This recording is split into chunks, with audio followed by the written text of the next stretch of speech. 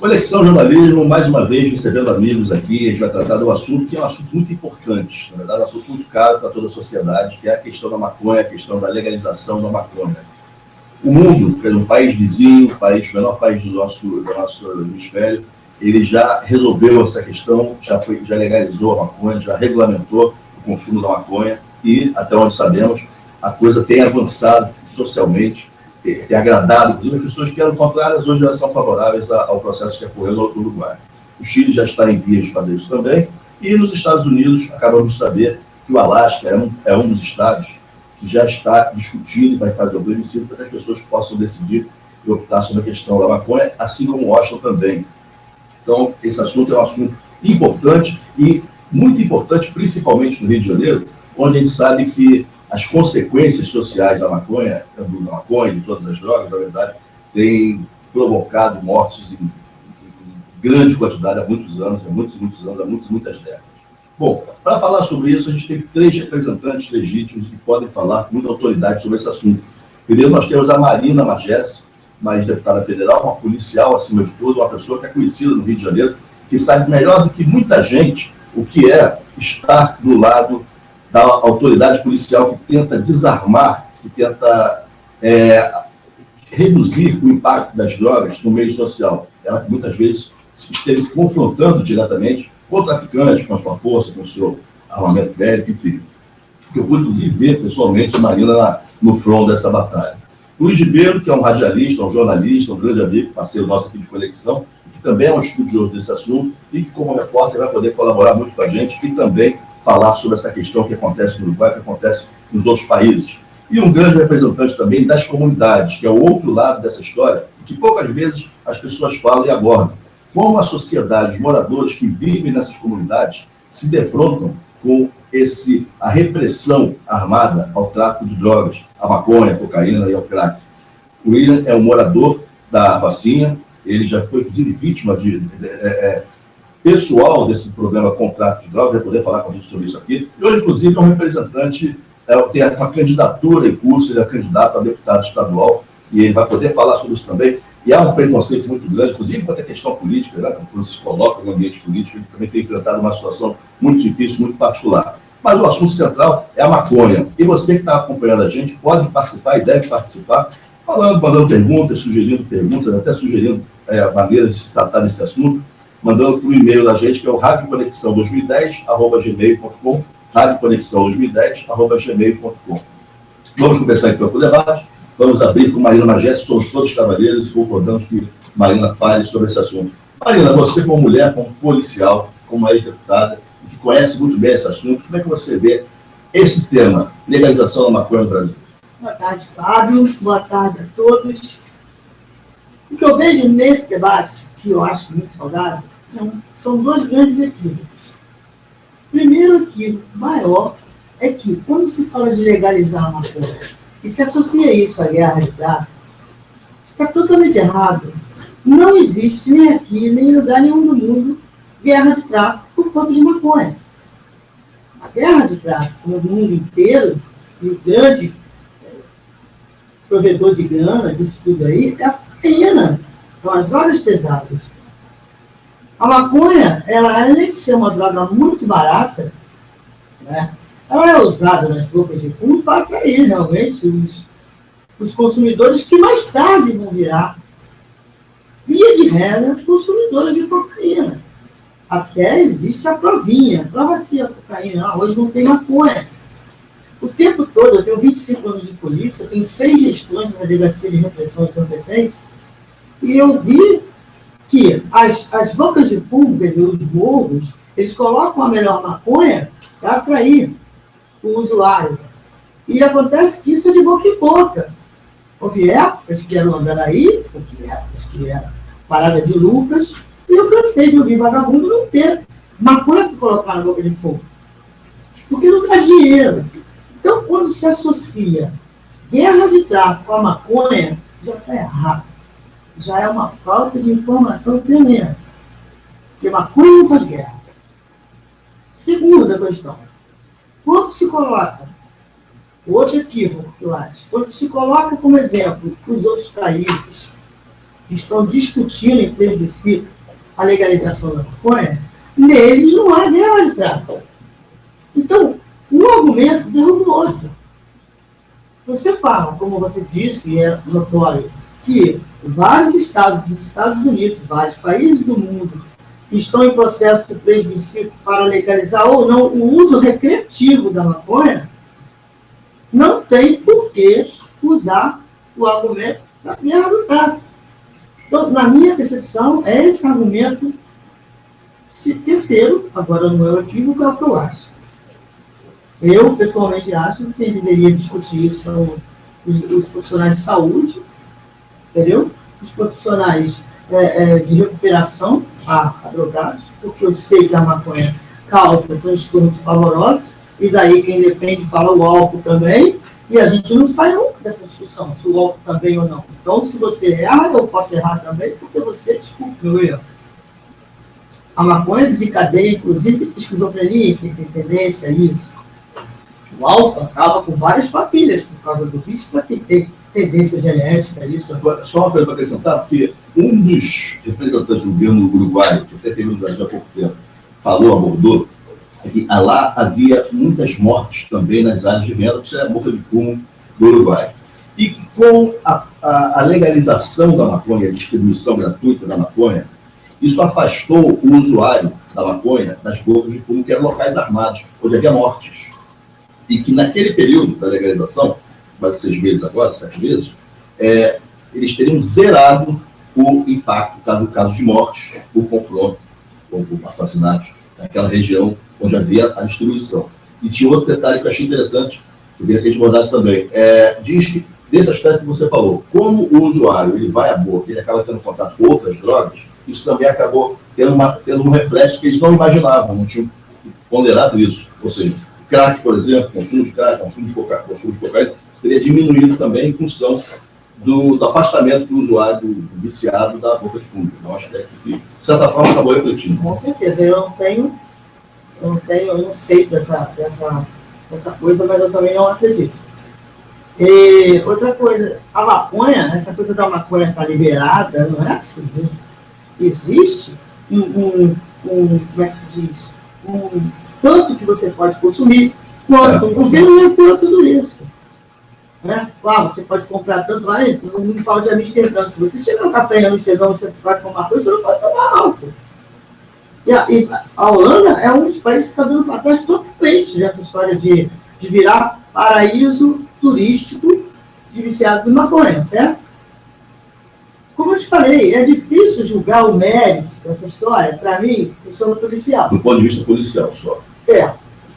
Se é bom ou não. Do ponto de vista de cidadão, e talvez pudesse ser de profissional mesmo, eu vejo o que a maconha ocasiona no consumidor. Para mim, maconheiro não assalta ninguém. Eu nunca vi um maconheiro assaltando ninguém, porque ele não consegue. Ele fica assim, vou tomar com você, vai tomar um tapa na cara e vou, mesmo, vai estar tendo noção. Preferia.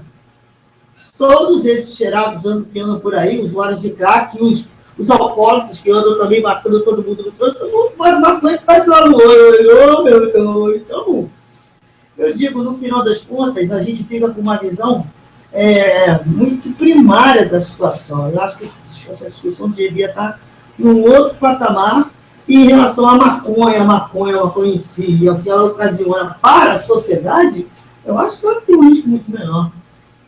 Né? Agora, ao indivíduo e associar isso à guerra de tráfico, eu não... Mesmo sendo elemento de chamariz, como você falou. Né? Mas é muito cedo, né? Porque chamariz tem em todo lugar. Né? Você sabe que portas colégios, aquelas histórias todas, e amiguinhos, né? A gente, quem faz o viciado são as turminhas, que são gente na adolescência, né? Quando a gente começa a cigarro. William, você que conhece o William Souza, conhece bem esse ambiente visto pelo lado da comunidade. Confronto, você está dentro da sua casa e de repente existe a briga de traficante com traficante, a polícia que chega e começa o tiroteio. Conta isso, quer dizer, em geral, a questão da droga, logicamente, em geral, a droga é o principal elemento que justifica isso. Fala desse ponto de vista, teu. É verdade, inclusive, complementando o que a Marina fala, a guerra não é só pela cocaína, mas também pelo território. Porque o território geográfico ali, você vê que muitas comunidades hoje, a pessoa que reside ali, ele não conhece a história daquela comunidade. Hoje, que tem muito diálogo, o problema é isso. É a tomada de território com pessoas que não são originalizadas da comunidade e que não respeitam o direito de viver do morador. Né? Porque não é que o tráfico é bom ou ruim, que não vamos entrar nesse mérito. A questão é que quando as pessoas conhecem a história uma da outra, há um respeito muito maior. Então, já tem a questão da pessoa viver na ilegalidade. E quando você convive com pessoas que vivem ali na ilegalidade, que não conhecem a sua história, que não tem a convivência, ali a situação é bem pior. Né? Porque você passa a viver problemas, né, em que são muito graves. As pessoas perdem o respeito, a sua filha passa, todo mundo mexe, a pessoa usa droga em qualquer lugar, né? Para ela, tanto faz, tanto fez, se o ponto de boca de fundo é na sua porta, na porta do vizinho. Aquela senhora que tem 90 anos, ela já não tem mais o mesmo respeito como antigamente, porque eu tenho 42 anos. Então, quando eu era jovem, tinha uns 8, 10, até um certo ponto da minha idade, a gente vivia uma época em que o bandido corria da polícia. Né? Nos anos 80, a gente tinha muito essa referência. Não existia essa situação que existe hoje. Por exemplo, não quero falar mal no meio da pacificação, mas quero dizer que a gente hoje, o morador da Rocinha, tem a seguinte informação das demais comunidades, a tristeza. Porque antes, quando havia o confronto, era uma vez ou outra. E hoje a coisa acontece todo dia. Então, a culpa é do morador? Não. A culpa é do Estado? Ele tem que se responsabilizar. Por quê? A crítica da dona Marina para ser policial civil, ela ralou pra caramba. Estudou, fez provas, se formou. Hoje o Estado está pegando um cidadão, fazendo uma formação pipoca em 6 meses, dá um fuzil na mão dele, que é uma arma possante que tira a vida de alguém, diz que ele é um herói. Ele acredita e coloca ele dentro de uma favela, que se você conversar hoje com muitos policiais lá, como eu converso, se ele pudesse dar um município dele de origem, ele não estaria ali. Né? E por outro lado, o policial está lá fazendo o quê? Resolvendo briga de marido e mulher, resolvendo problema de som alto na casa do morador. E como é que esse que repreende vai ficar seu amigo? Como é que eu posso te dar um bom dia se você for lá na minha casa para com a minha festa? Você está entendendo? Então, jogar a polícia lá dentro, não só na Rocinha, mas nas comunidades, e o policial está tendo que se virar nos 30. Eu fui presidente da associação, era mediador de conflito. Né? Então, eu fiz curso de mediação de conflito, porque até então, antes, eu não tinha noção de como era um morador estar discutindo com o outro, eu vou dar razão, quem é mais meu amigo. Mas quando eu passei a ver realmente, verdadeiramente o meu papel, foi doloroso, porque às vezes eu vi um amigo meu errado, e a outra família que eu nunca vi na vida certa, eu tinha que dar razão. Né? E o cara saiu dali irado, porque é o seguinte, eu sabia do meu direito, e eu queria passar para ele que assim, nós somos amigos, mas a situação não é essa. Então é hoje que vive. As comunidades hoje, ela precisa passar por um processo de... A pacificação, ela precisa passar por um novo processo de reconstrução. Hoje se tornou pior do que os DPOs, pior do que o GEPAI, porque eu participei da construção disso. Né? Tirar os DPOs da comunidade. Você acha que o PP hoje é pior do que todos os governos que eu estou dizendo o seguinte, não é pior, porque hoje tem a maior quantidade de policiais, mas a desordem. Se não houver ordem, você está entendendo? Não adianta hoje. A gente não pode fechar os olhos. As comunidades foram pacificadas sem dar um tiro. E hoje é tiro todo dia. Então, o que aconteceu? Antigamente, eu via a favela que tinha 10 pontos de boca de fumo. Você quer comprar de onde? Você vai em certos pontos assim. O viciado sabia. Hoje, existe comunidades que tinham 10 pontos, hoje tem 50. Então, como é que a gente faz a análise? Se piorou ou melhorou? O morador que não tinha uma boca de fumo na porta dele, hoje tem. Então, por quê? Porque se precisou crescer o comércio para poder fugir Deixa eu te perguntar outra coisa. Eu não sei se é possível aferir isso do teu olhar, do teu ponto de vista. A gente está falando aqui, conversando com a Marina, ela falou, as pessoas não vão à boca de fumo necessariamente, e o conflito não existe por conta da maconha, por outras drogas. Mas eu te pergunto, se o usuário deixasse de ir hoje à tua comunidade, certamente ia diminuir ali a venda de alguma coisa, dos caras, Ia ser significativo. Isso melhoraria o quanto na tua comunidade? Quer dizer, como é que ela...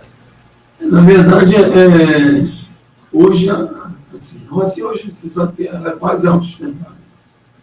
Ali tem uma população de 200 mil habitantes, uma grande parte de viciado, tem o miserável, tem o classe média e tem o classe alta. Então, todos. Então, muitos não precisam sair dali para comprar. E poucos vêm ali também, uma grande parte também compra. Agora, como é que sanar isso? Na verdade, hoje a gente vive uma situação do seguinte: como é uma racinha autossustentável, ela não é como outras comunidades que vivem da miséria. Por que tem favela que vende o crack? Ele não vende o crack porque ele quer, ele vende o crack porque lá na área dele, os moradores são numa situação de miserável. E ele vive através da renda do miserável, porque ele pode comprar. Você está entendendo? Então, até um certo ponto atrás, o que nós dizíamos? A favela não tem refinaria de droga, não tem isso. Eu fui uma vez num debate, acho que em 2009, teve um debate em Copacabana, e eu passei 3 dias naquele debate, só consegui falar no último. E fiz 5 perguntas sobre lavagem de dinheiro, refinaria de droga, democracia, o nome desse debate falando sobre democracia no Brasil. Então, lavagem de dinheiro, refinaria de droga, tráfico de arma, e fiz a pergunta lá e deixei para quem respondesse. Na verdade, isso foi 1h30 da tarde, acabou com o debate. Porque eu falei, como é que eu vou dizer que eu vivo uma democracia se o que eu estou falando aqui eu não posso falar em certos pontos da cidade? Porque as pessoas interpretam mal. Uma vez eu estava na reunião do PAC e estávamos criando um grupo de diálogo. Eu botei segurança. Vou botar um grupo de segurança. Aí já começaram a criticar, quer discutir segurança pública na favela? Não, segurança, porque hoje a gente tem problemas de pipa na laje, morador que cai da laje, criança caindo da laje perto de pipa, isso é uma questão de segurança. Mas para não interpretar mal, tivemos que excluir essa palavra. Então, é a realidade do que a gente vive agora. Existe a favela sustentável, existe a extinção. Existe hoje, assim, graças a Deus, não tem crack. Se tiver, porque o usuário compra algum lugar para usar. Mas lá não aderiu, espero que nunca possa aderir. Mas outras comunidades aderem, por quê? Porque o tráfico lá, ele não tem uma sustentabilidade como em alguns outros lugares da Zona Sul. Agora, a gente sabe que parte da população dos subbairros que tem questão econômica, os filhos do Granfino estão tudo lá. Então, muitas das vezes, esses bairros também sustentam. Porque se pegasse uma assim, isolasse ali de São Conrado, da Gávea, do Leblon, Ipanema, Copacabana, de alguma forma, eu tenho certeza que durante os 2 anos a coisa ia diminuir. Eu acredito que o crack chegaria lá rápido. Por quê? Porque a questão econômica ia diminuir, por mais que ele seja autossustentável. Perfeito. Luiz Ribeiro, eu queria que você comentasse se tudo foi dito aqui, na sua seria muito acrescentado. Um abraço a todos que estão acompanhando aqui o debate, muito interessante. Tantas coisas já foram ditas pela Marina e pelo William, ver como é que não se pode resumir a legalizar ou não legalizar. Isso é reduzir muito a questão. E também buscar experiências lá fora com a nossa realidade. A complexidade do fenômeno social no Brasil é totalmente diferente do Uruguai, que é homogêneo na sua cultura, do que no Alasca, na própria Holanda. Há um equívoco. Me parece que quem defende quer buscar uma fórmula que diga não para o Brasil, mas para a ONU, olha, encontramos um modelo, vamos legalizar. E não é assim, só debatendo. Pegar um aspecto aqui que nós já falamos, que eu quero propor aqui, antes de você seguir com o debate, no preliminar. Veja que o William falou na questão social e na questão econômica, lá do debate da vacina. No fundo, nós temos que discutir mercado. E uma questão de mercado você atende na farmácia a classe média e imagina que uma droga que está sendo vendida na farmácia e que será taxada, que aí tem a questão do imposto, vai fazer com que o preço cresça e aquele da comunidade não vai ter uma oferta fora do mercado legal, é uma ingenuidade. Liberar a maconha com restrições para menores de 18 anos, que é exemplo do álcool, não podem consumir drogas. Se ele quiser consumir, qual é o mercado que ele vai consumir? O paralelo, que é esse que vai oferecer. Acho que quando nós discutimos CD, é a mesma coisa. O CD é legal, mas a pirataria, ela movimenta milhões de dólares no mundo todo. Por que você não acaba com a pirataria? É uma questão econômica, de oferta. A gente tem que ver essa questão das drogas por diversos aspectos, que nós vamos debater hoje aqui. Tem muita coisa envolvida, tem muita hipocrisia também. Uma pergunta que eu queria deixar. Primeiro, eu estou discutindo aqui um processo que é contra a saúde. Acho que o Brasil deveria discutir saúde pública. Mas vamos admitir ou não, estamos constatando que as drogas são um problema sério no Brasil. Então, devemos examinar essa questão. A pergunta é, eu, na minha visão de mundo, eu sou um libertário. Ou seja, eu acho que o cidadão deve decidir a própria vida. Fazer o que ele quer. Ser dono do próprio corpo. Eu defendo essa tese. Sou um libertário. Mas eu pergunto a você, qual é a proposta que nós estamos discutindo? Se você pegar a droga e fazer como eles fizeram no Uruguai, criar um Estado que vai vender a maconha... Gratuito. Distribuição é gratuita. Mas ele é o vendedor. Ele é o vendedor. Ele é que regula. Sim, não vende do ponto de vista financeiro, mas é dado. É uma cota gratuita que se recebe de cigarro por 10 gramas por semana, 44 gramas por... Mas ele é indutor da venda. Sim. Não tem venda, não tem a relação, dinheiro não existe. Como não? É distribuição gratuita. Ele produz e essa droga é oferecida em impostos gratuitamente, não tem custo. Então vamos tirar do Uruguai. Mesmo assim é pior ainda, porque o Estado ele oferece gratuitamente, mas ele oferece a droga. Portanto, ele é um paternalista clássico. Ele diz, meus filhos, o Estado diz, meus filhos, o problema aqui é que eu vou oferecer a vocês maconha. Portanto, quando o Estado oferece alguma coisa, ele está dentro de uma política, de uma visão paternalista. É o Estado paternalista. E aqui no Brasil, só há um caminho, é o Estado regular a matéria. Portanto, também o Estado paternalista será aqui no Brasil, não há outra hipótese. Eu pergunto a você, não seria dentro de uma visão libertária de responsabilidade que uma empresa que fabrica o tabaco passasse a vender a droga e eliminasse com a propaganda, porque se o álcool é droga, como bem disse a Marina, e o cigarro também, acabasse com a propaganda, ninguém mais faz propaganda no Brasil, e entrega para o particular para vender? Por que o Estado tem que estar diante disso, numa incoerência histórica, tratando, em vez de tratar de saúde pública e de esporte, está tratando de drogas? E entrega para o mercado. E vamos gerar responsabilidade sobre o mercado. Como que você compra cigarro? É o Estado que te oferece cigarro? Não, é uma empresa que fabrica o tabaco. Por que tirar o mercado e colocar o Estado como pai de todos? Bom, essa é uma questão para a gente. A questão é a seguinte, por que o Estado lá, até a gente acompanhado, a gente pesquisou nessa reportagem, o Uruguai sofreu um problema muito semelhante ao problema brasileiro, que era um confronto nas bocas de fumo, brigas por boca de fumo, etc. E com morte, inclusive, de usuários, pessoas ao redor, como acontece muito próximo, inclusive, que acontece aqui. Apesar de que o Lula desmistificou isso também. Perfeito. Mas é só a questão. É uma questão de o que o Lula trouxe para a realidade. Não, é que os favoráveis eles estão maquiando a verdade. E a Marina é policial. E ambos disseram que lá a questão, aqui no Rio de Janeiro, é controle de território. Ele perdeu a capacidade de ser mediador, ele disse aqui, eu era mediador de conflitos, ele perdeu a capacidade de mediar conflitos, a igreja perdeu a capacidade de mediar conflitos dentro da comunidade, sabe por quê? Porque passa a imperar o poder das armas. Portanto, eles perderam o poder, perda de poder. Se você chegar antes de 80, e a Marina pode explicar isso, antes do fenômeno das armas pesadas, o que se tinha nas comunidades era uma pessoa que vendia droga, mas com revólver calibre 38. E ele tinha uma ética sobre isso. Ele dizia para a criança, sai daqui, não fique perto da boca de fumo. Isso aqui é o antes de 1980. Agora, com armas pesadas, ele na condição de mediador, ele não tem mais condição de mediar.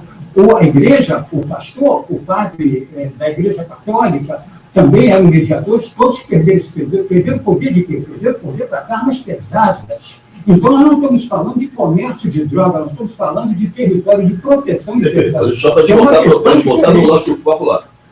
Ali, quando o governo se dispôs a ele produzir a maconha e ele distribuir a maconha, por que ele fez isso? Redução de dano. Porque no momento que você distribui as pessoas, os usuários de maconha se inscrevem no plano de governo. Olha, eu sou usuário de maconha assim, não nasci, não nenhum, e eu quero receber a cota de maconha mensal a qual eu tenho direito. Ok. Então ele vai lá e faz uma retirada, como se fosse um Bolsa Família, né? Naquele lugar e tem aquela cota. Se, eventualmente, ele passa a exceder no seu consumo, passa a ter, ele é automaticamente detectado. Se a pessoa está com problema, se a pessoa não está bem, essa pessoa pode ter um tratamento direto para aquela pessoa, voltado para aquela pessoa, voltado para aquele caso ali.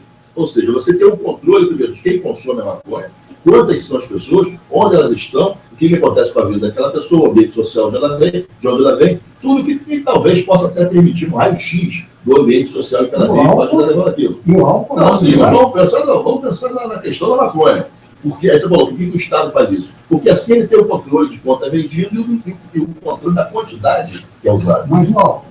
Sim, vamos ser. Eu acredito que eles não estejam produzindo e distribuindo algo aí. Eu acho que isso é uma utopia tremenda. Bom, vamos pensar. Primeiro que ninguém vai fumar 10 baseadinhos por mês por semana, ou ninguém vai dizer para ele quantos que ele vai fumar. Exatamente como ele disse, nunca vai acabar o paralelo. Nunca. Quem vai dizer para você quantas doses de cachaça tu vai tomar por dia? Eu vou te dar cachaça, mas você só vai poder tomar 2 doses. Ah, que estado legal. Se tu tomar 3, eu vou te ferrar. Aí, você falou o tratamento. Vai me tratar aonde? Quem paga a conta? Por que não se discute clínicas de recuperação no Brasil? Isso não existe. Tem hordas de viciados até no próprio crack pedindo para ser tratado. Aonde? As próprias clínicas do governo, da prefeitura, toda hora estão envolvidas em escândalos de superfaturamento e tratamento desumano.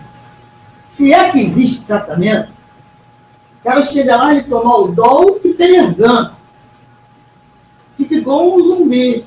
E vai ficando. Aí, já acabou para ter alta. Vai embora.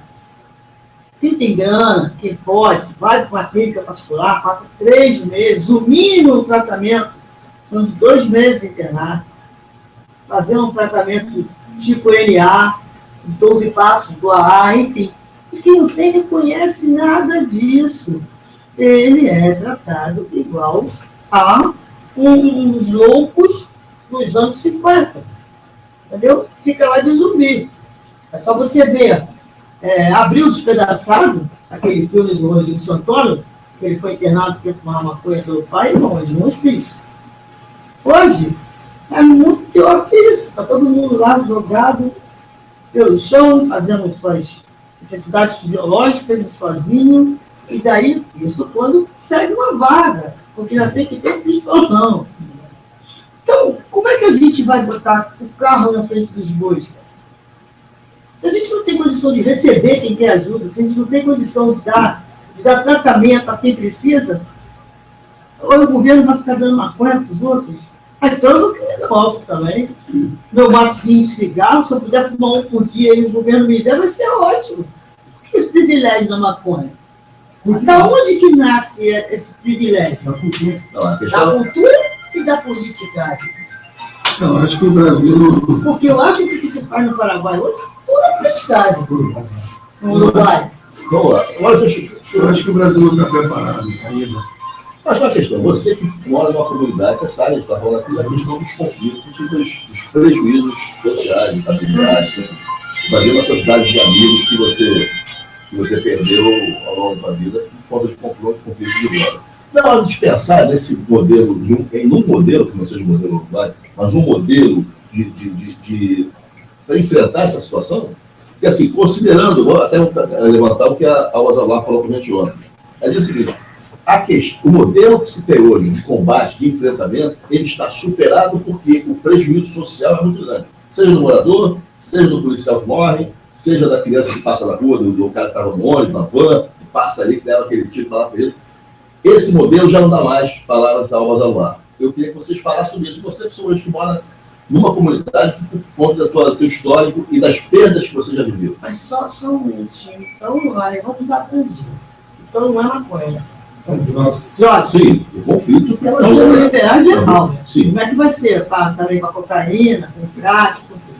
Então não é maconha. Isso é outro equívoco que ele faz. Quando quer falar de maconha, a verdade está falando de droga. Então nós vamos liberar tudo E isso. aí eles estão pegando o exemplo lá de fora e tentando implantar no Brasil. Mas nem na Os foto tem Estados, cocaína. não, nos Estados Unidos, a discussão em torno da droga a partir de uma substância da maconha, que é o canabidiol. Pois é.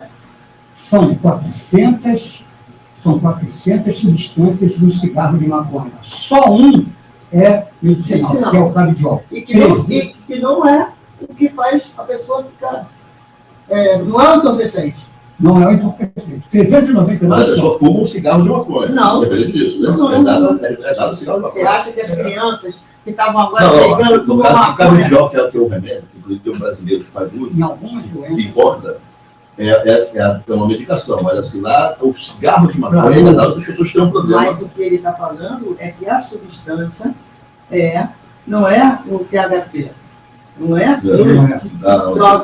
que dá onda e que causa dependência. É que estimula o apetite quando a pessoa faz um tratamento, né? Dor, enfim. Olha, eu já fui viciado em cocaína. 2000 foi quando eu consegui me livrar das drogas.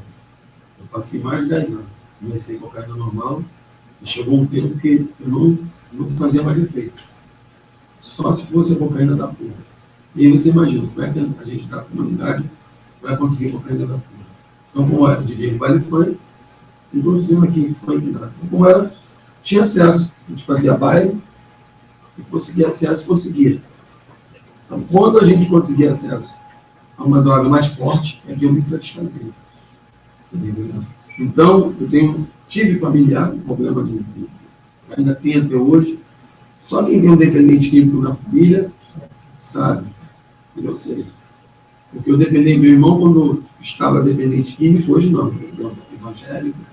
E eu acredito que o maior ressocializador desse Brasil e que libera é Jesus, não por ser evangélico. É porque eu vejo que todo mundo que se agarra a uma religião consegue largar esse vício. É só se apegando a alguma coisa.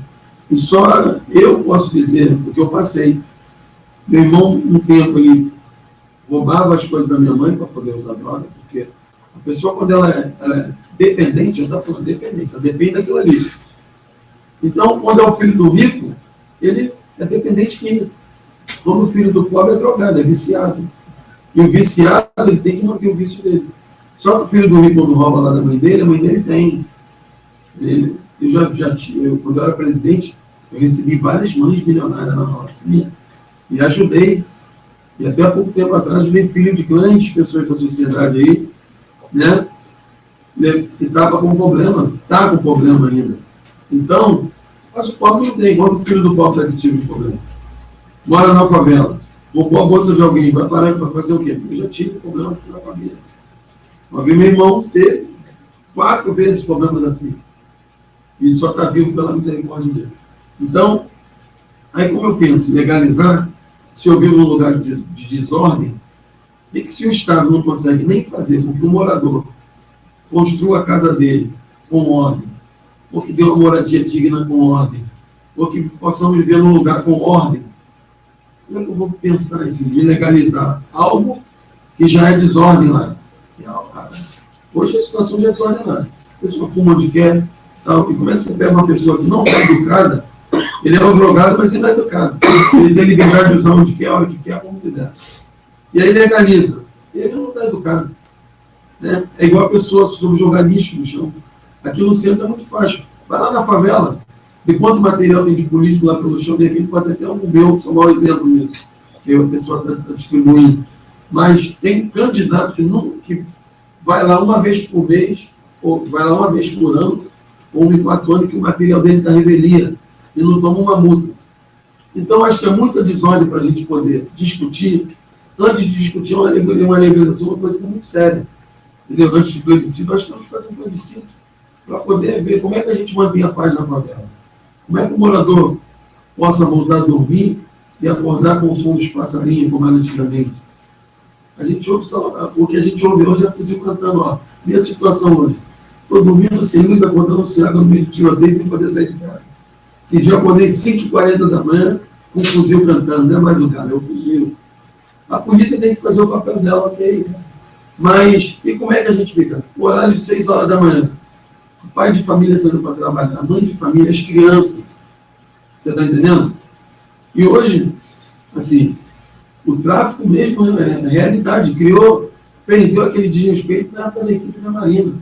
Porque antigamente, quando a situação estava lá, podia chegar uma ordem lá e eles respeitavam. Hoje não tem mais isso, não. Hoje, com essa situação da pacificação, o crime organizado criou um ódio da polícia. Por causa de questões sociais, até o próprio morador, que vem se tratando pela falta de preparação do policial, não é que ele é mau, é que ele não está preparado para viver ali em conflito no dia a dia. Não há. Você lembra? Acabou de morrer um capitão no Alemão, quem está chorando? A família. Morreu o seu Eduardo na Rocinha, quem está chorando? A família. Uma moradora lá do 99 me relatou em que ela estava no beco atrás, na frente do traficante, e que o traficante estava doidão, nem conseguiu meter a mão na arma, e tomou-lhe um monte de tiro e morreu. E ela tomou um tiro no pé, fez enxerto, está em casa, dessa vez vai voltar a andar direito. Então a gente vê o despreparo. A gente está no meio de uma guerra civil, só que hoje não é mais antigamente igual a Polícia Civil para fazer a operação. Hoje o tráfico é vigiado por câmera, e é o seguinte, quando passou pela câmera, eles correm atrás. Ali é um alerta em toda a Rocinha, eles correm para lá, e só com um foco, eliminar o inimigo. E quem está no meio disso? Nós, que somos sociedade. Eu sou vítima também, porque eu tenho 3 filhos que moram lá dentro. E a minha preocupação é, minha esposa está lá. Posso receber um telefonema que estava passando na rua e aconteceu um conflito e faleceu. E não tem responsabilidade. Auto de resistência. E como é que vai ser o presidiário? Como é que ele vai poder usar a droga? O Estado também vai poder liberar o presidiário que está lá preso? Porque eu fiquei 18 meses agora.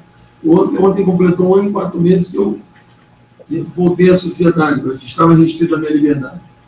E a droga, todo mundo sabe. Que o dependente que quando é preso, ele continua dependente. Ele não se liberta. De alguma forma, ele tem que usar, senão ele fica louco. E como é que vai ser? Os presidiários em rede nacional, em rede vai ter a sua porta que vai chegar lá na sua cela, para ele poder usar. Mariana, me fala então, você que está falando desse quadro, quer dizer, na verdade, pelo que ele está falando, a situação piorou muito das comunidades, embora a gente tenha hoje um projeto que, pelo menos em termos de marketing, é uma maravilha, né? Com 40 comunidades ocupadas com ITP, mas parece que não é nada disso. Eu te pergunto, parece, implantar qualquer coisa, seja envolvendo maconha, envolvendo outras drogas também, seria impossível com esse quadro? Como é que você vê isso? É impossível, exatamente pelo social. Quando eu falo das clínicas de recuperação, né, que você tem uma estrutura de tratamento para quem quer largar o vício, enfim, e mais ainda, uma estrutura de prevenção, as escolas, enfim, com as igrejas, com os grupos sociais. É um problema social. E o que acontece? O PP já foi dito e redito, até o próprio secretário Beltrano diz isso, e jogou a polícia na favela e o social mudou.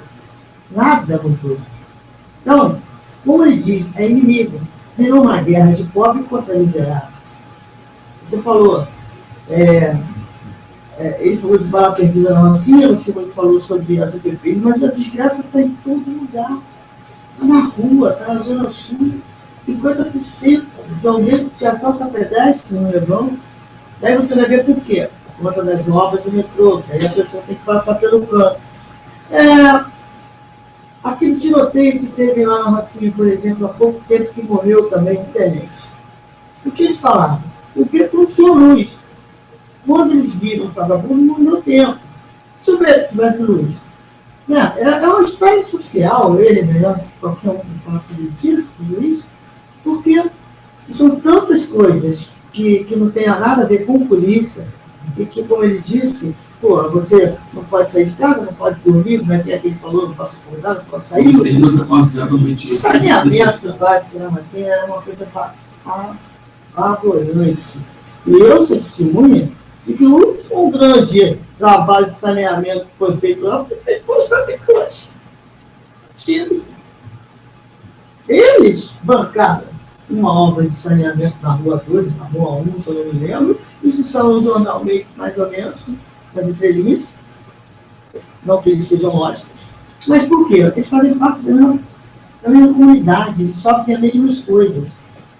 E os policiais, como ele falou, não são nem 6 meses. A Polícia Civil ainda são 6 meses. E também é pipoca. Mas a PM, menos que isso. Te pergunto, você vê uma formação de policiais militares, rapazes novos que passam e vão para lá. Você vê um rapaz no Cefap, né, fazendo lá o seu curso de policial militar, é de uma hierarquia absurda, né, a militarização. Um deles morre sentado de castigo, num sol de 45 graus, porque o superior mandou ele sentar de castigo no sol. E ele teve os rins paralisados, entre parênteses, cozidos. Isso aconteceu ano passado. Que tipo de policiais estão sendo formados? Estão sendo formados de novo para o ódio, para o enfrentamento, que é essa briga de pobre contra miserável. Porque quem é o PM? Veio da onde? Da mesma classe social. E aí fica essa desgraça, esse enfrentamento que, na verdade, é bom para muita gente. Você pode falar, esse modelo tem que mudar? Dando continuidade no que ela fala, eu vou te dizer mais. Nos tempos que eu tive presidente da associação, a coisa só não foi pior porque eu me dispus a mediar muito conflito. Você, como muitos. Entendeu? Naquela guerra na Rocinha. E você foi politicamente perseguido por conta disso. Eu assisti isso porque eu prendi você. Isso aí. E naquela guerra na Rocinha, se eu voluntariamente não tivesse colocado o seguinte, pela minha comunidade. Eu não estou falando das gravações que foram publicadas, estou falando daquelas que não foram publicadas. Enquanto você via. Eu prendi lá atrás. Eu sei. Por conta da perseguição política. Não, estou falando o seguinte. Você prendeu ele? Foi na minha primeira prisão. E é o seguinte, eu digo assim, que ela, se a minha prisão atual, os policiais tivessem agido como a equipe dela agiu, porque é o seguinte, eu estava na mídia, aquela guerra que você está falando, policial da onde? Mas guerra e conflito, e eu ali todo dia falando da polícia. Até porque eu era DJ, não tinha experiência nenhuma. Eu era DJ, acabei me candidatando para a associação, aquele negócio, só assumiu a guerra, não tinha uma visão política, então a pessoa viu o policial como inimigo, como adversário, por causa de várias coisas que aconteceu. E estava ali, tinha a oportunidade de falar na TV, falava, me largava o aço, como o povo fala. E aquilo me gerou depois muito problema. Porque era um cara que todo mundo via ali, com a montanha, corajoso, herói, como até hoje. Mas para policial que estava ali do outro lado, principalmente aquele que é honesto, aí o que acontece? Criou uma coisa muito ruim. Mas quando... Não isso, mas quando ela me prendeu, ainda que politicamente, mas quando eles investigaram o fundo da minha vida e viu que eu era uma pessoa simples, que eu não tinha patrimônio, que, mudou o comportamento. Você entendendo? Ela viu, peraí. Não foi igual agora. Eles poderiam ter mudado o comportamento. Você entendeu? Só que é diferente. Agora foi a mesma situação política, só que muito pior. Eles tentaram destruir minha vida. Quando ela me prendeu, ela nunca tinha ouvido falar. Me via pela televisão, a gente não tinha relacionamento. Mas existia um procedimento de uma outra delegacia que veio parar na polícia. É verdade. Eu não recebi uma ordem política para te prender. Existia aquela história dos fuzis jogados no Vidigal. Que a delegacia da Barra te acusava, você lembra? Então, pegaram, tipo assim, alguma coisa pronta, que eles iam me prejudicar na época. Só que como eu estava na mídia, e em guerra na época, o governo Garotinho, que era assim, ele é a secretária de segurança, Tajiba, mas não tenho nada contra eles. Falando assim, uma guerra, porque no momento eu defendia a minha comunidade, e eles, ali naquele momento, eram representantes da segurança pública. Então, quando morreu 3 jovens, eu dizia que não era criminoso, e eles diziam que era. E que eles tiveram que vir em público pedir desculpa à sociedade, dizer que não era, que a gente comprovou, aquilo gerou um conflito. E tivemos vários conflitos. Então, já existia algo pronto para me prejudicar. Só que, como a gente, no clamor da sociedade, eu levei o povo lá para dentro, o Viva Rio, a Globo, e fizemos aquele estardalhaço, né? Levamos a própria polícia lá para dentro, né? O coronel Lúcio de Aguiar Miranda, tinha assumido o lugar de algum comandante lá que não queria ir com a gente, e ele falou, William, eu quero te ouvir, vamos te ajudar. Então, com tudo que aconteceu, eu ligava ao comandante, eu falava com o comandante-geral da Polícia Militar, falando, não, isso. E ali a gente conseguiu avançar em muitas coisas. Não é que não tinha convivência com o escutar. Fala, coronel, olha só, vamos fazer isso. Aconteceu alguma coisa, o senhor está sabendo. Você está entendendo? Tanto que quando aconteceu o negócio explosivo do Exército, eu fui procurado por todos os representantes do batalhão. Os que estavam enterrados, essa história. Então, quando o Exército subiu, tinham subido 2 fuzis do Exército, disseram que estavam assim, né? Aí tinha uma ligação dele mandando, alguém mandando ele jogar no Vidigal para tirar o Exército do assim. E aí... Isso é uma outra hipocrisia, até queria que você falasse sobre isso, Luiz. Essa ideia que se tem, é muito uma classe média que está muito distante da realidade, achar que um morador de uma comunidade, em algum momento, ele poderia estar imune até um contato, digamos, já até um convite sem... Né? Preciso falar com fulano, que seja uma liderança, que não seja, que seja um pai de família. Como é que essa pessoa pode... E aí tem uma ideia preconceituosa de que se ele é de uma favela, ele já está mais ou menos encaminhado no crime. E mais do que isso, se ele é visto conversando com alguém no tráfico, alguém que seja do traficante, ele passa a ser um criminoso em potencial. Ou seja, esse cara não tem chance. Uma vez eu entrevistei um morador da Rocinha, até eu acho que já tinha que conversar isso com ele. Ele falou o seguinte, olha, a pior coisa que tem você ser morador de uma comunidade é que você tem filhos, eu tenho 2 filhos, um casal, e eu paguei cursos de inglês para eles, com um sacrifício tremendo. Então eles são destacados na Rocinha como estudantes, como pessoas com potencial para o trabalho. Mas na hora de preencher a ficha, quando eles colocam o endereço, eles estão fora do mercado. Então todo o esforço, na verdade, acaba se voltando contra eles. Porque eles passam a ter uma qualificação que não... Pô, o cara está assim.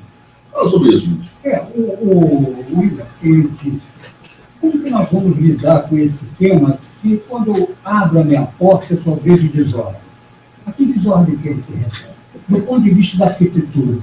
Não há nenhuma ordem na construção das casas. É uma em cima da outra. Não há ordem no saneamento básico. Não há absolutamente nada na comunidade, nada. Nós estamos discutindo um tema que afeta as comunidades, mas os pontos centrais, que é organizar a comunidade, e principalmente a questão da educação, o que um jovem envolvido com o tráfico de drogas vai tratar? Vamos pensar. O que move o jovem? Você sabe que a estrutura de ser guerreiro causa status. Mas não é guerreiro porque ele está hoje portando uma arma na comunidade. No nosso histórico, para trás, se a gente avaliar a sociedade, as ordens dos guerreiros sempre tiveram importância muito grande. Que é o domínio pelas armas, é só você olhar para trás do mundo. Os guerreiros sempre tiveram importância. Eles na comunidade, um jovem na comunidade, com energia. Portanto, para guerrear, isso é o que você busca em uma sociedade? Status. É status para ele. O uso de droga está ligado também à frustração que a sociedade passa, cada vez mais exigente, como de classe média, imagina com um jovem e negro, que tem, como você comentou, procurar trabalho, sustentar uma família sem oportunidade nenhuma. Isso gera uma frustração muito grande. Onde que a droga aparece nesse contexto? Fuga. Cadê o esporte como uma política pública para pegar o jovem, ainda adolescente, para ele colocar essa energia em uma atividade onde ele pode canalizar sem ir para a violência? Então, no Brasil, nós queremos discutir uma política de drogas sem discutir o básico. Isso eles não querem mexer, a política não quer mexer nisso. Primeiro que custa dinheiro, mas é uma questão de prioridade. Você compreende? Se pegar um exemplo da própria Rocinha, se você organizar a vida, como ele, morador, está reivindicando, organizar a vida é da saúde, educação, da o que o Estado tem responsabilidade. E oferecer ao jovem uma possibilidade de ter status, porque ele não vai deixar de querer ter status. É do ser humano, dentro da sociedade, buscar status. Ele pode buscar status através do esporte. Desde que tenha uma política para isso, da música, da arte, da cultura. O que faz o Estado? Não faz absolutamente nada e quer discutir drogas no Brasil. Que é a questão que está mais incomodando, a Marina já tocou e o William também. Você pode trazer um modelo uruguaio para a maconha. E eu pergunto, e para as outras drogas? O que você faz? Então, se é para enfrentar o tema das drogas dentro de uma visão utilitarista, ou seja, eu vou liberar as drogas e vou bancar isso, você tem que liberar todas as drogas. Tem que parar de fazer propaganda de todas, inclusive do álcool e do tabaco. E não ficar pegando dinheiro dessas áreas através dos impostos e fazer uma visão no caso da maconha. Eu insisto nisso, é proibir de uma vez por todas qualquer propaganda de drogas. É assumir, nós temos drogas no Brasil e estão liberadas para todos. Você vai criar um problema de saúde pública. Depois tem que responder uma outra questão. O problema de saúde pública é aumento dos impostos, como disse a Marina aqui. Porque se você não tem uma clínica especializada, você tem que ter uma política para isso. E vem através dos impostos. A sociedade já teve alguma discussão no impacto dos impostos para a sociedade, partindo da liberação das drogas? Olha quantos temas nós não estamos tocando nessa tarde aqui, e que quando existe um debate no Brasil, essas questões não são focadas. A única coisa que eu estou vendo até agora, Fábio, é que no Uruguai deu certo, é mentira, o Uruguai está testando. O governo uruguaio não tem dinheiro nem para ensacar a maconha ainda, estão faltando com a verdade. Na Holanda, são todos. É gueto. Você sabe o que é gueto? Se você acender um baseado numa rua de Amsterdã, você está preso. Exatamente. Preso. E é levado imediatamente para a delegacia. Os defensores não estão falando a verdade. A descriminalização, eu acho que deve ter. Não se deve levar um usuário para a delegacia. Deve ser levado para tratamento. Mas tem que ser um juiz ou alguma autoridade que diga, meu filho, você está voltando aqui, agora compulsoriamente você vai ter que fazer um tratamento. Só que na prática está acontecendo no Brasil é o seguinte, no Rio de Janeiro pelo menos. Pego um usuário de maconha na rua, na cidade, em qualquer lugar, ele é levado para a delegacia, ele é fichado, ele assina um documento. Não, fichado não. Não existe crime. Não tem crime. Mas ele passa a constar oficialmente. Ele vai para o GCRIM, né, para o juiz, ele faz lá o acordo dele, se ele for reincidente. Na maioria das vezes, sabe o que ele faz, o juiz? Manda ele para um NA ou para um AA com uma cadernetinha de carimbo. A AA e NA não são bancados por governo nenhum. Daí o cara vai lá, tantas reuniões que você tem que ir, tá? Você deixar de usar. Tudo de uma ingenuidade tão grande. O moleque vai lá, faz o NA, cocaína, aquele negócio, vai fumar maconha. Ou vai usar cocaína. E a outra ingenuidade maior é, em sã consciência, quem acredita que liberando a maconha acaba a violência do Rio de Janeiro? Meu Deus, é como ele disse, que cristão do Rio, isso. Vamos acabar. Eu vejo policiais que eu respeito muito, renomados. E eu, às vezes, penso assim que está legislando em causa própria, sabe? Porque, enfim, falar com o policial de que liberar a maconha no Brasil vai acabar com a violência, eu não sei de onde que eles tiram. Qual será o impacto imediato, você acha? Isso que o Luiz falou, hipótese, é uma coisa que a gente sabe que é absurdo, digamos. Tá. Amanhã, qualquer droga você vai achar numa farmácia mais perto da sua casa. O que acontece? Reação imediata. Primeiro, se você for vender cocaína numa farmácia, vai ter que botar um monte de gente em função na porta, porque todo mundo assalta a farmácia para roubar viada. Você imagina para roubar cocaína. Então a questão do fuzil não vai acabar, né? Uma farmácia vai assaltar outra e vai continuar o poder paralelo, como ele disse, porque vai ser taxado, vai ser caro pra caramba, se eu posso ali assaltar a farmácia. Lembrou então de farmácia, um do lado da outra, tá beleza, vai ser, né? Aquela ali é cocaína de graça para todo mundo. Né? Vai ter que botar muito fuzil na porta das farmácias, isso eu tenho certeza. Eu acho que para o bairro formal até não teria problema nenhum. E para as comunidades? Qual é a farmácia que vai vender lá? Não teria problema nenhum. Não, estou falando, na comunidade, vamos fazer a mesma questão geográfica de pensamento. Não, estou falando o seguinte, não é que é bom, até que ia conseguir, os fuzil lá para tomar conta, para não assaltar a farmácia. Mas os dependentes químicos que têm condição, ia lá comprar dentro de uma boa. E dentro das comunidades? Ué, você acha que o seu Joaquim ia receber lá cocaína para vender dentro da favela? Ia querer competir? Quem ia parar de levar para a favela ou deixar de produzir a cocaína para vender? Agora, sem o consumidor de fora, externo, que vai comprar na comunidade, não assim, você falou, quer dizer, a tendência então é que passa a se vender crack. Não. Nada vai mudar. Agora, vou te falar como policial, a questão do crack não passa pela grana, não. A questão do crack é a facção que transa. Só tem uma facção no Rio de Janeiro que vende crack. Nós temos 3 facções. E essas 3 facções, elas também estão em favelas muito miseráveis. As outras 2 que não vendem. E essa que vende, ela está na Zona Sul. E vende.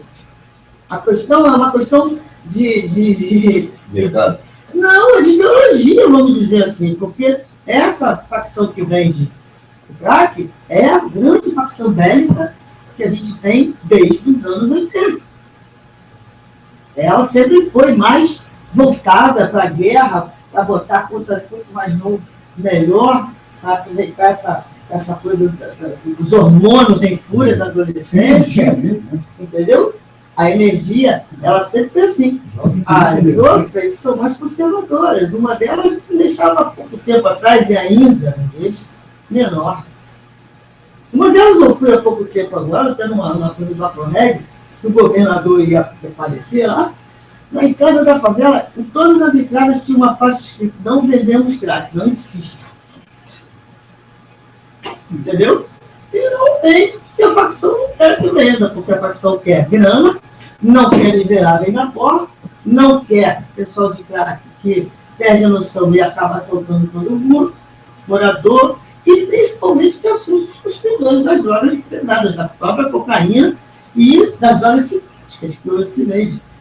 Eles fazem venda casada, de cocaína com êxtase, principalmente, que a garotada de violência que vai para fora e traz, troca por cocaína e vira traficante de asfalto, né?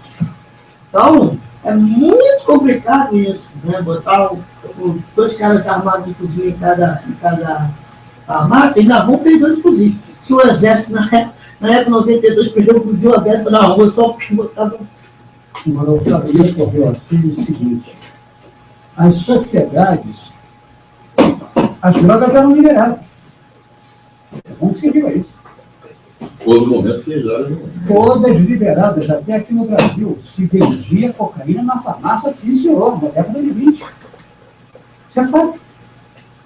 É só consultar os arquivos. A classe média consumia cocaína na farmácia.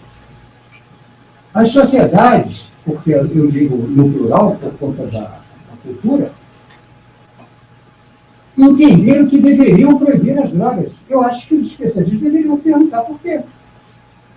Porque se elas eram liberadas e elas estão proibidas, qual foi o aspecto que fez a mudança? Eu tenho uma resposta. É a popularização da droga, que era consumida apenas pelas classes mais elevadas. Injetável, né? Porque não tinha cocaína para tirar, não tinha destilaria com... Não, era importado. Eram importados. Pó na época? Era pó. Era vendido como ópio, era vendido também. Para você aspirar. Para você também. Mas a cocaína, você consumia drogas normal. Não havia nenhuma proibição. Freud foi muito defensor da cocaína na época. Quem? Freud. Ele estudou para combater a morfina. Essa de arte moderna, do ar. Todos usavam drogas. Agora, popularizou. Criou o quê? Quando você populariza, permite que a massa, através de um exemplo, porque a ideia de quem está embaixo da pirâmide, como eu disse há pouco, o que é normal numa sociedade é buscar status. E esse exemplo é, se ele está usando cocaína, eu também posso usar cocaína. Criou-se um mercado. E quando você cria um mercado, Fábio, o que vai regulamentar o mercado não é a vontade de um político que vai dizer se deve legalizar no Uruguai, não. O mercado tem as suas próprias regras, tem as suas próprias leis. A discussão no Brasil deve passar pelo seguinte: ou você libera tudo e vai investir forte em educação para que o jovem faça a sua opção, que é o ideal, para que ele faça a sua opção, ele recebendo ensinamento, preparo intelectual, coisa que ele tem direito, que o Estado é omisso nessa matéria, ninguém critica o Estado por isso. O Estado tem a obrigação de dar escola de qualidade para o povo. Não dá. E deixa ele à mercê de tomar uma decisão. Qual é a decisão que ele, às vezes, vai tomar? O jovem. Se ele não tem um amparo em casa. Às vezes é filho de um pai operário que é legítimo no seu dia a dia, que ele queira o melhor para o filho, mas ele tem que trabalhar. Quantas horas esse pai trabalha? 14, 15 horas. E nós aqui vamos ficar de fora culpando esse pai que educa os filhos. Então, a questão das drogas, eu acho que ela está no limite. Ou você deixa de ser hipócrita e libera todas as drogas no Brasil e proíbe a propaganda de todas, inclusive o álcool e o cigarro. 2, o Brasil não pode ter um governo paternalista de criar um bolsa drogas, porque isso é uma incoerência, isso tem que ficar restrito ao mercado. Ora, não tem empresas que fabricam tabaco? Ele não planta a folha do tabaco? Dá para eles para vender a maconha? Ou vou levantar uma questão, ou será que alguma empresa não quer botar a mão nisso porque a droga não é um tema muito atraente para os seus negócios? Do ponto de vista, não dá dinheiro nela? Não dá dinheiro. Agora, o Estado não pode ser paternalista. O Estado tem que dar escola, não tem que dar droga. O Estado agora, numa atitude primária, vai oferecer maconha, vai dizer, eu tenho uma cota, vá, eu estou te garantindo que você tenha, como no Uruguai, 10 baseados, como levantou a questão da Marina e o William, que foi bom você trazer uma opinião de quem está ali do lado da questão. E se ele não consegue mais, porque nós temos 1/4 da população que vai se tornar dependente químico. Você sabe o que significa isso? 25% da população vai experimentar o que o William acabou de narrar aqui. Eu pergunto a você, esse dependente químico, ele vai, o governo fomenta para que ele use, depois vai tratar com dinheiro de quem? Do cidadão? Será que o cidadão quer pagar essa conta? Esse debate não existe, simplesmente eles querem aqui, por uma questão cultural, trazer um modelo ali da esquina da Holanda e implantar no Brasil. Deixa eu perguntar uma pergunta para encerrar agora, por muito tempo.